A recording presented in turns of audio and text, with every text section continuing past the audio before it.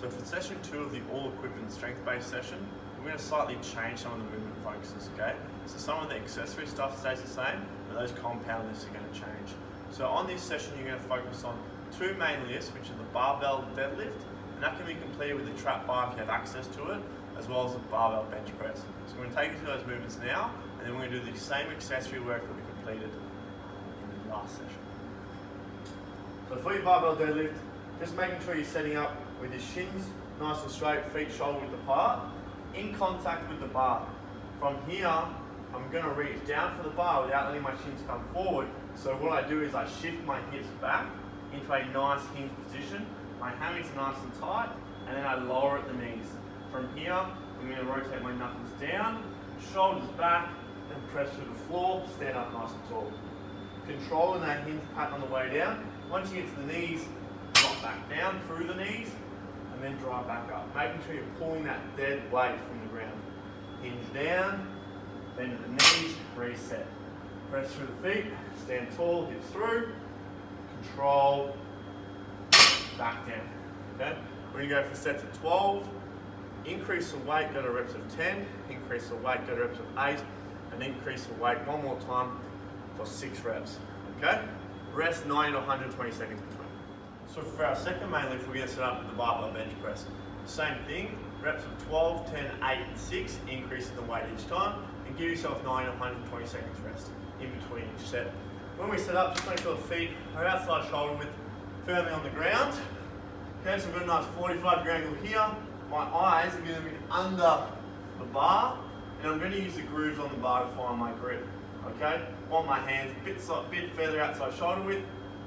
Knuckles nice and straight, unwrap the bar. From here, similar to the incline press, I'm going to squeeze my shoulders back and down. Control, bar to the chest, press back up. Control, keeping those elbows on a 45, pressing back up. Breathe in at the top. Control, breathe out on the way up. Control, and press back up. If you need a little bit more support, drive through the heels as you press back up. Control down to the chest, and press up to the eye line. Good. 4 sets, 12, 10, 8, 6. So for our 2 secondary movements, we're going to be working through the dumbbell single arm row and the dumbbell lateral lunge as a superset. I'm going to show you the options we can do for the single arm row now. So the first one is setting up knee under hip, hand under shoulder, reaching down, keeping yourself nice and strong. Row that elbow towards your back hip. Okay? Elbow towards the back hip. Option 1. Second option is a 3-point stance. So I'm going to have one arm set up on a base of support, hips back in that tabletop position, and then from here, I'm rolling in. Same action. You'll tend to find this one works better if you're going for a heavier load, and the other one will work better to get a good setup. Once you've completed that, as a superset, you're going to go straight into the dumbbell lateral lunge. For the lateral lunge, you're going to keep the weight on the inside of the legs. So you're going to lunge to the side, push up off the outside leg, come back up. Lunge to the side, push back up with that weight going on the inside, okay? As I lunge to the side, my distant leg, so in this case my left leg, is nice and straight, and I push up nice and strong off that right leg. Okay? Once you finish that, give yourself 60-90 seconds rest. We've got 3 sets. So for our next set of exercises, we've got our isometric series. And what we're going to do with this is it's 3 movements, and we're trying to hold for 30 to 40 seconds. Okay? If you feel comfortable, you can add load, add weight to this. But what's really important is about holding the shape and the position first, and make sure you have really good single leg stability across each movement. So let me take you through the 3 movements you're going to complete as a series now. So the first one is our lunge hold. So holding that lunge position, ideally knees just an inch off the ground there, staying nice and stable. If it's too hard with weights, then drop the weights, body weight's fine, and I'm aiming to build up to that 40-second time phase. Okay, each leg, then you're going to move to the second exercise, which is our calf raise hold. Again, going for weight, so up on 2 feet, keep the weight on the ball of the big toe, and make sure your knee stays nice and straight. Foot comes off, and I'm trying to keep the weight with the ball of that big toe. Again, if it's too hard with weight goes down, and we're holding body weight nice and strong. The third exercise, for the same amount of time, 30 to 40 seconds, is our single leg hamstring holds. So making sure the hips are off the ground so I can slide my arm underneath. I'm going to draw one leg in, press through my heel, I'm going to hold for 30 to 40 seconds. If you start to fatigue with this, that's fine, just go to 2 legs. And we're holding 30 to 40 seconds, okay?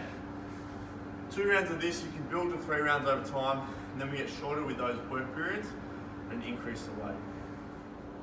For the last element of the session, you're going to work through a core series. This core series has 3 exercises. You're going to complete 2 to 3 rounds as a circuit. Each core component focuses on a different element. So the first one is our Pallof press, and we're focusing on anti-rotation. So we're trying to stay nice and stable base into that quarter squat position, and then from here I'm going to press out and control back in. Press out, control back in. Control the whole time. What I'm going to find is when I'm in that full extension, it's going to want to rotate me, and I'm resisting that rotation through my hips, through my core. Okay, pressing out and back. That's your first movement. Second movement we're going to set up is our plate sit up. So with a straight leg, plate extended overhead, reach up and sit up. Control back down. Reach up, sit up, control back down. Pressing that plate into the roof. Okay? Once we've done that, third one is our hollow hold. So we're going to start with our knees into our chest, hug our knees so our shoulders come off the ground, and then you're going to find the point of resistance that works for you. So arms are off, and what's key at this point is that back's nice and flat. The legs come up to challenge, and then you're going to slowly lengthen and find your sticking point for where you lose that back contact. So we're trying to keep that lower back contact with the ground the whole time. Ideally, we're trying to get legs all the way out, and if you can, arms overhead, holding for as long as you can, or you're just finding the point at which you can hold. Okay, that's a max hold. Once you complete that hold, continue for 2 more rounds. Okay?